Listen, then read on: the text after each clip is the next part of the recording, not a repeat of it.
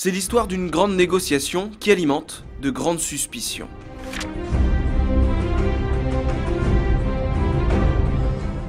Depuis le début des années 90, les États-Unis et l'Union européenne ont engagé d'importantes négociations.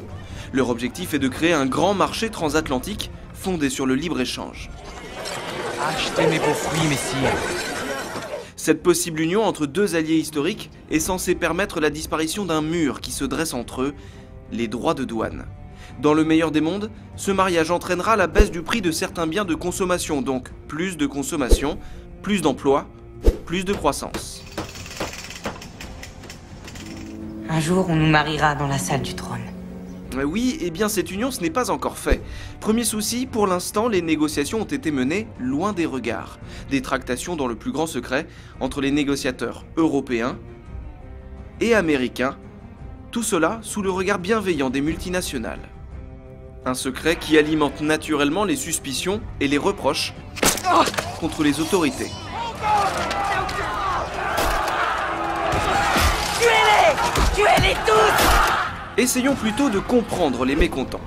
Certains redoutent que les États-Unis utilisent ce traité comme une espèce de cheval de Troie, une manœuvre qui leur permettrait d'imposer clandestinement en Europe leurs propres exigences.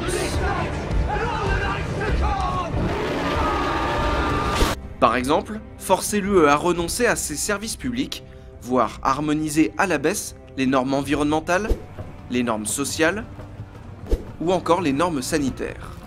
Pas idéal, venu d'un pays où le poulet aux hormones et les organismes génétiquement modifiés, les OGM, se sont imposés comme une norme. Difficile à avaler, non ?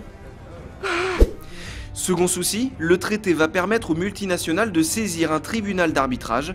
Les grandes entreprises du tabac ou du pétrole pourraient traîner les États, et donc les États européens, devant ce tribunal pour contester leur législation.